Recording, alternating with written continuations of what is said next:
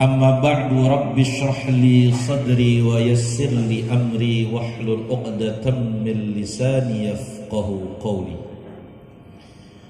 Hadratal mukarramin yang kami hormati, para alimil ulama, para asatidah, para nenek mama cerdik pandai, para tokoh masyarakat, para bundo kanduang, jajaran pengurus Kamang Saiyo Sejarah Bodetabek, hadirin wal hadirat yang semoga semuanya kita senantiasa dirahmati oleh Allah Ta'ala.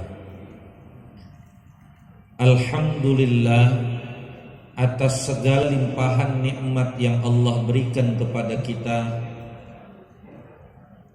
sehingga menjadi asbab berkumpul dan bersilaturahminya kita pada pagi menjelang siang hari ini. Tak lupa salawat serta salam selalu tercurahkan kepada junjungan kita baginda Nabi Muhammad sallallahu alaihi wasallam beserta para keluarga, para sahabat dan para pengikutnya sampai hari kiamat kelak. Dan insya Allah kita berada salah satu di antaranya. Bapak Ibu hadirin wal hadirat yang dirahmati Allah, sebagaimana tema silaturahmi pada siang hari ini, marake raso menjampui aso, artinya merekatkan rasa dan menjemput asa, yang jika disederhanakan bisa diambil menjadi tema tausiah pada siang hari ini, saling mengingatkan dalam kebaikan dan saling mendoakan dalam kebaikan. Ketika berkumpul merekatkan rasa, hendaknya kita bisa saling mengingatkan dalam kebaikan. Dan tadi dari mulai acara sambutan-sambutan ketua panitia, ketua Kamang Saiyo, para tokoh masyarakat, sudah banyak hal-hal kebaikan yang disampaikan sebagai pengingat bagi kita semua dalam hal kemasyarakatan, dalam hal persaudaraan. Maka pada bagian saya saat ini saling mengingatkan dalam kebaikan, sebagaimana dalam Al-Quran, tawasau bil haqqi, saling mengingatkan dalam kebaikan. Momentum setelah hari raya, walaupun sudah lewat 2 hari raya, tapi artinya untuk saling mengingatkan dalam kebaikan. Tidak ada batasan waktu, tidak ada batasan harus dalam acara seperti apa.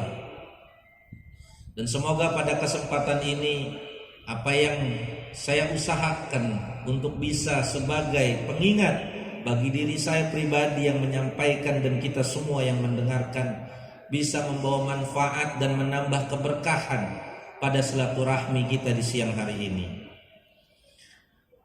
Ada seorang ulama besar yang beliau memiliki satu karya fenomenal dari sekian karya-karya besarnya, yaitu kitab Ihya Ulumuddin, yaitu Al-Imam Ghazali, yang punya nama asli Muhammad bin Muhammad Al-Ghazali. Namanya Muhammad, bapaknya namanya Muhammad, kakeknya namanya Muhammad Al-Ghazali. Ghazali itu disandarkan kepada kampung asalnya. Kalau ada orang kita, orang Kamang mau menyampaikan, menginformasikan bahwasanya dia orang Kamang, boleh pakai juga nama belakangnya Al-Kamangi misalnya, seperti itu kurang lebih. Ada Al-Batawi dari Jakarta, Al-Bantani dari Banten. Jadi banyak ulama-ulama besar itu namanya disandarkan dulu pada daerahnya. Karena orang dulu, ulama-ulama kita setelah 3 generasi dari sahabat, tabi'in, belum banyak nama-nama seperti orang kita sekarang. Semuanya masih melaksanakan sunnah dan bertabaruk kepada Rasulullah. Anak laki itu nggak jauh dari Muhammad, Ahmad. Maka saking banyaknya nama yang sama, diantaranya ikhtiarnya ditambahkan daerah asalnya. Makanya ada ulama-ulama yang namanya tuh belakangnya bukan nama asli tapi asalnya. Imam Tirmizi, ulama ahli hadis, asalnya dari Tirmiz. Kalau sekarang itu satu negara Uzbekistan dan sekitarnya. Imam Bukhari, Bukhara itu nama daerah asalnya, kurang lebih begitu. Kenapa ini kok kita jadi ngomongin ulama dan daerah asalnya? Ada qaul, ucapan dari para ulama, zikrus salihin tanzilur rahmah. Ketika kita membicarakan orang-orang soleh, orang alim, maka turun rahmat. Maka insya Allah barusan kita menyebut-nyebut orang-orang alim, para ulama, ahli ibadah, ahli ilmu agama. Semoga menjadi sabab turunnya rahmat pada tempat ini, di tempat kita berkumpul saat ini.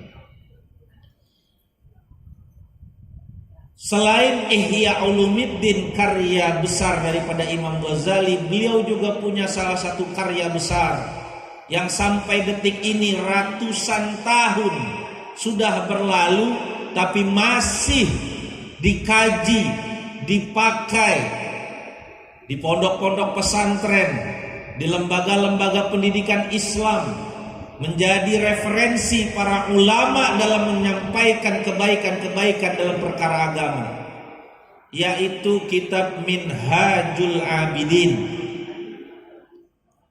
Di dalam kitab tersebut saya mengambil beberapa kata dalam muqaddimahnya yang mudah-mudahan menjadi nasihat kebaikan buat kita semua yang hadir pada saat ini. Beliau mengawali dengan menyampaikan, i'lamu ikhwani, ketahuilah saudaraku.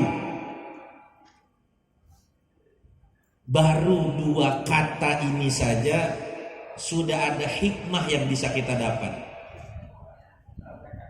Mengapa Imam Ghazali dan para ulama-ulama ketika menyampaikan nasihat kebaikan lewat tulisan selalu menyebut ikhwani, yang dalam bahasa Arab ini bentuk jamak dari akhun.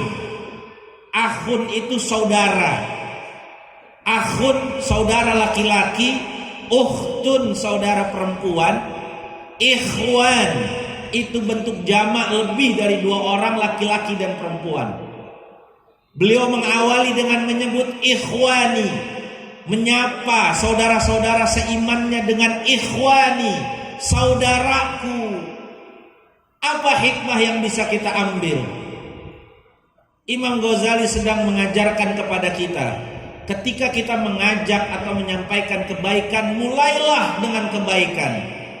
Sebagaimana Allah berfirman, ud'u ila sabili rabbika bil hikmah wal mau'izatil hasanah wajadilhum billati hiya ahsan.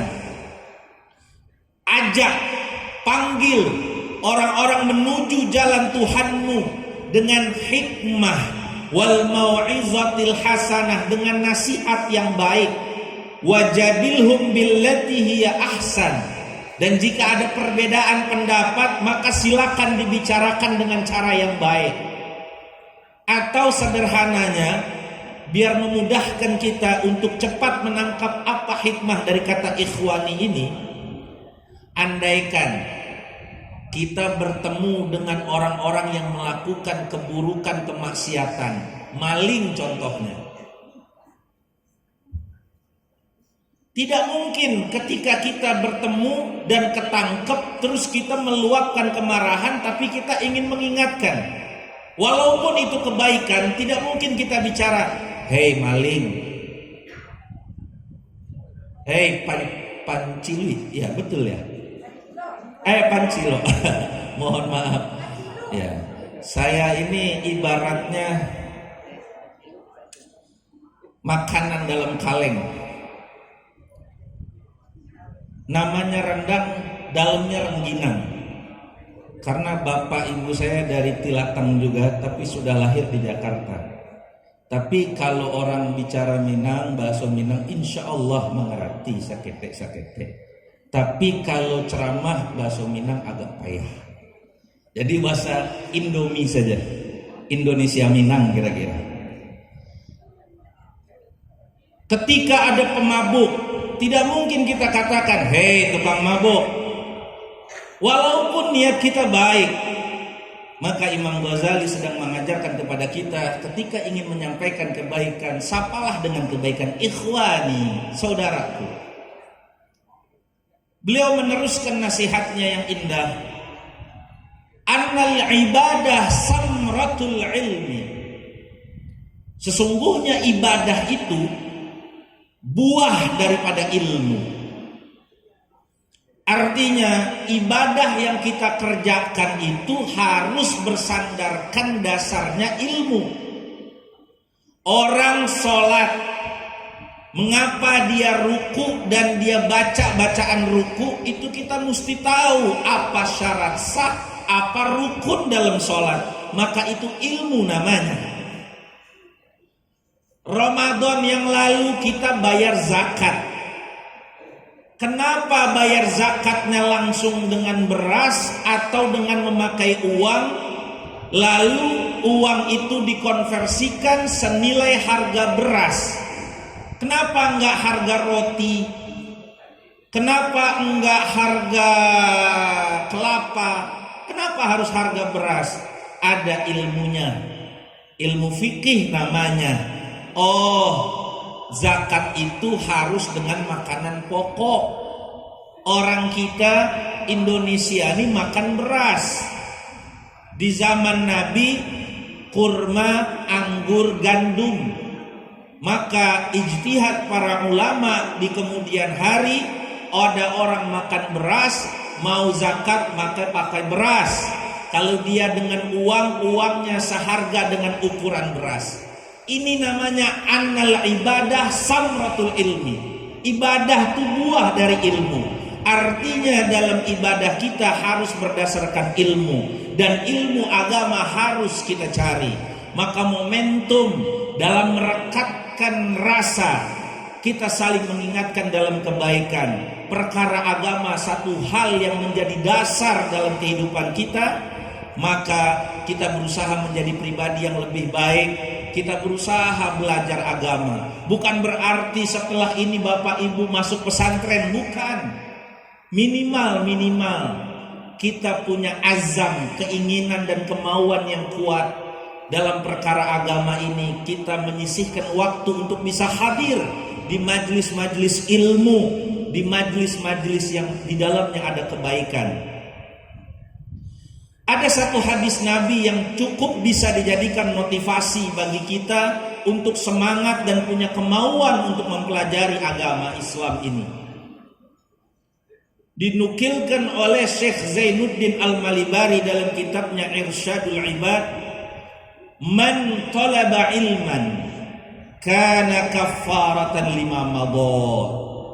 Artinya, siapa orang talaba ilman, menuntut satu ilmu agama, kana kafaratan lima madha, dijadikan perbuatannya tersebut pelebur, penggugur dari apa yang telah berlalu dalam hidupnya, bimakna artinya adalah dosa-dosanya. Sederhananya begini, ada orang berangkat ke pengajian, misal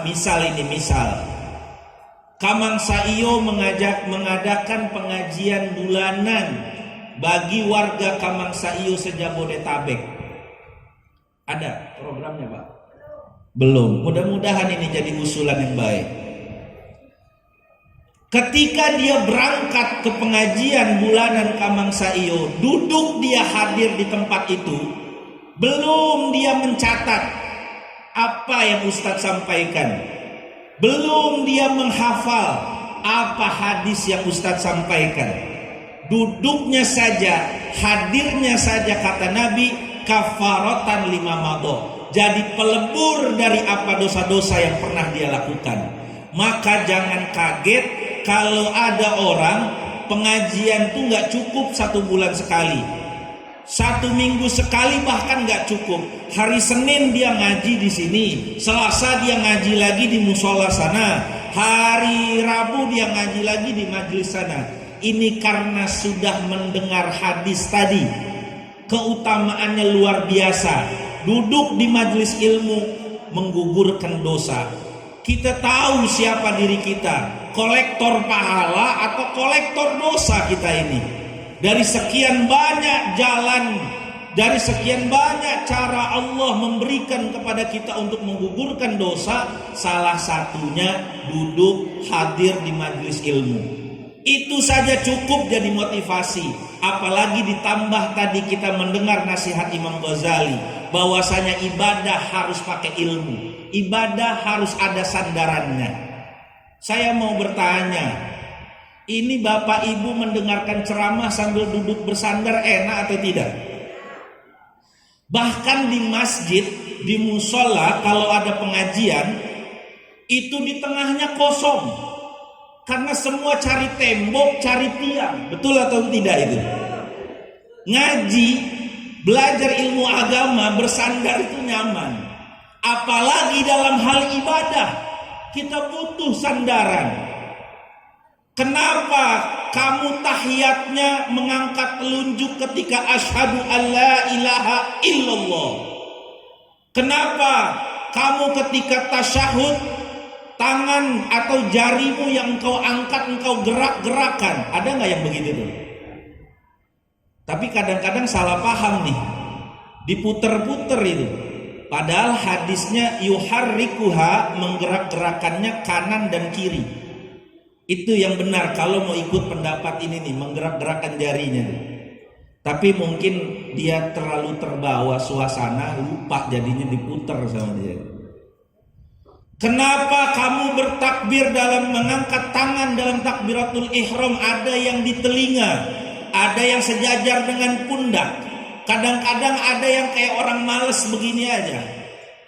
Ini nanti kita semuanya diaudit di hari pembangkitan. Kenapa dulu kamu zakatnya pakai uang? Kenapa dulu kamu puasanya begini-begini? Semua amal kita akan ditanya. Maka kalau kita selama ini mengerjakannya dengan ilmu dan sandaran, nanti kita tinggal jawab.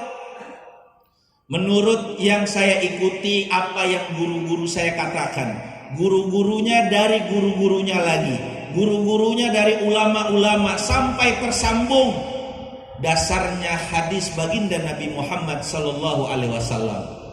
Nanti akan ditanya ulama-ulama yang berfatwa, Imam Syafi'i, benarkah kamu berfatwa begini-begini? Aku mengikuti, memahami dari apa yang Rasulullah sampaikan. Akhirnya kita dibela, Pak. Akhirnya kita dibela, Bu. Itu makna daripada annal ibadah samratul ilmi. Ibadah itu buah dari ilmu. Maka penting kita belajar agama. Apalagi falsafah orang Minang itu, betul, entah salah atau betul itu falsafah atau petatah petitih Minang itu kan. Moto hidup, adat bersandi syariat, syariat bersandi kitabullah. Harusnya orang Minang itu tidak mesti nunggu usianya udah tua baru mau pengajian. Bahkan kalau kami dengar dari inyak-inyak kami dulu, anak-anak muda itu di surau semuanya. Lalu menjadi pertanyaan besar, kenapa generasi kita sekarang sudah bergeser? Maka mudah-mudahan yang barusan disampaikan menjadi motivasi. Minimal dia datang ke pengajian itu supaya satu dapat penggugur dosa, yang kedua menambah khazanah Islamiyahnya dan menjadi dasar dalam ibadahnya. Yang kedua, ketiga mungkin ini, salah satu kelebihan daripada dengan kita menuntut ilmu agama, belajar lagi ilmu agama, tidak mudah reaktif. Jadi bukan hanya antigen yang hasilnya reaktif itu. Kita dalam beragama juga nggak boleh gampang reaktif. Sebagai contoh, kami mengelola travel haji dan umroh. Ketika kami bawa jamaah-jamaah Indonesia, itu kalau sampai di Masjidil Haram pasti gampang kaget. Apa contohnya, maksudnya gampang kaget? Nanti kalau lagi makan, Ustadz, tadi kok perempuan saya lihat sholatnya itu dia nggak pakai mukena itu.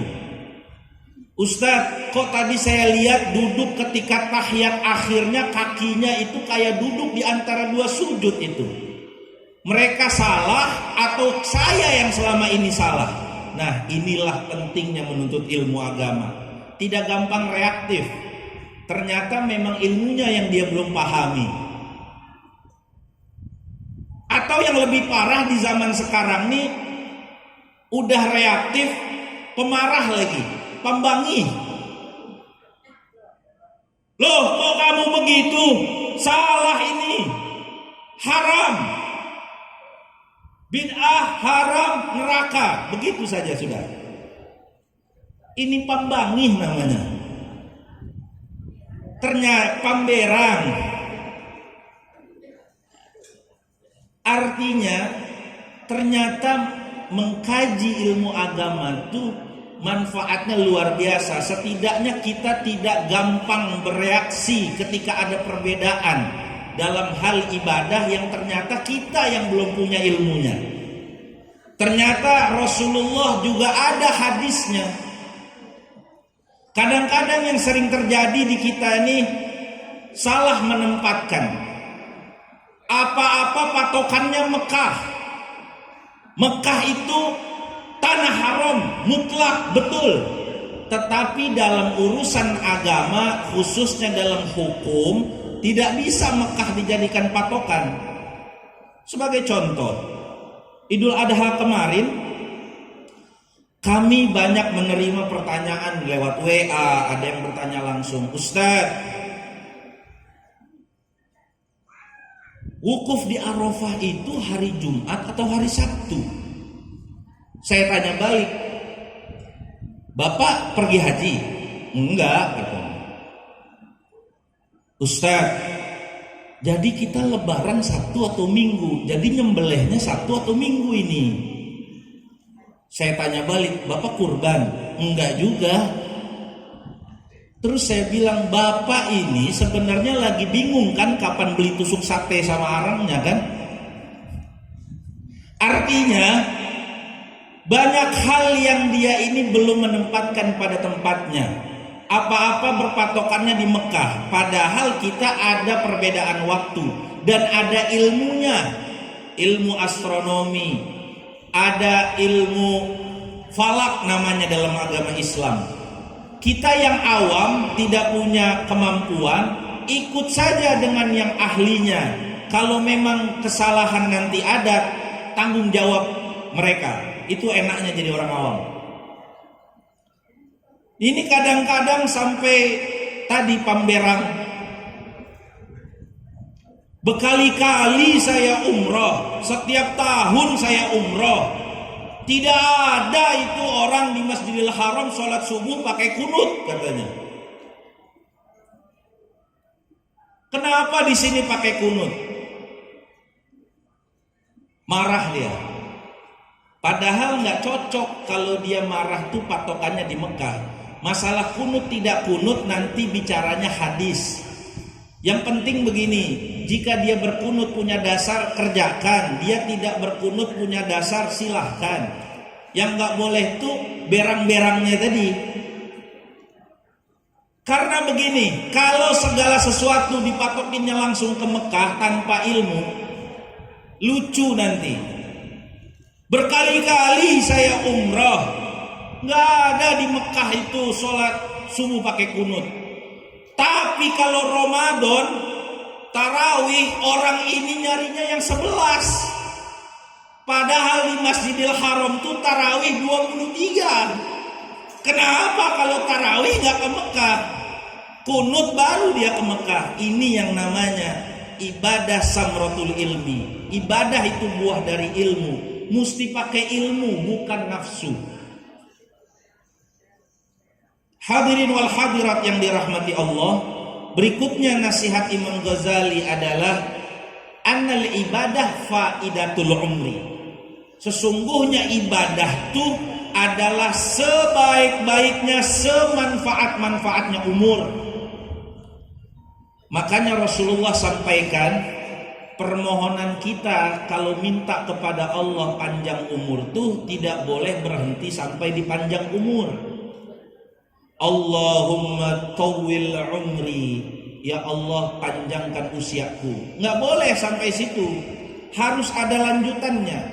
Allahumma tawwil umri fit ta'ah wal ibadah, ya Allah panjangkan usiaku di dalam taat dan ibadah kepadamu. Masya Allah, tadi sesepuh kita, tokoh masyarakat kita, beliau sudah 77 tahun, bonusnya udah banyak itu. Karena ukuran manusia disandarkan kepada Rasulullah 63. 77 berarti bonusnya sudah banyak. Mudah-mudahan beliau panjang umur, sehat walafiat di dalam taat dan ibadah. Sebaik-baiknya usia di dalamnya ada ibadah. Jangan sampai 30, 40, 50, 60 tahun tapi ibadah masih berantakan. Ini yang dikatakan umurnya tak ada faedah. Umurnya tak ada manfaat. Bahkan Allah tegaskan warning, peringatan dalam Al-Quran usia 40. Disebutkan usia 40. Jangan sampai usia 40 ibadah masih berantakan. Tapi harus dipahami ayat ini peringatan. Jangan disalahpahami yang 30 berkata, ya kalau gitu mas saya masih 10 tahun lagi, puas-puasin dulu lah. Ini keliru. Kalau bisa dari usia sebelum 40 sudah rapih dalam urusan agama, itu jauh lebih baik. Karena nanti ketika di usianya, di umurnya, di dalamnya penuh dengan ibadah, nanti yang hadir adalah rasa takut kepada Allah. Ini yang paling penting.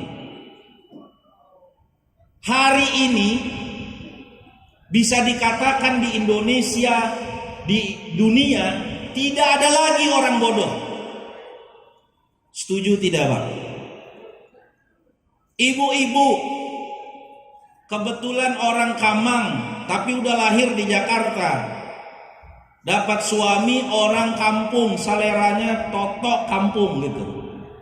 Akhirnya suaminya bilang, "Mah, masakinlah aku asam padeh atau kalio daging misalnya." Aduh, ini belum pernah belajar sama ibu, ini gimana ya? Sambil tidur di kasur, buka handphone, resep asam padeh, keluar nggak? Jadi ada nggak orang bodoh sekarang? Orang pintar banyak sekarang.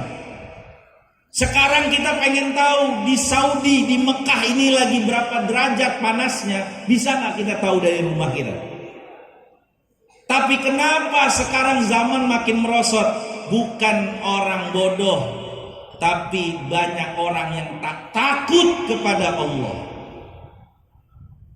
Maka timbul pertanyaan, takut kepada Allah itu seperti apa?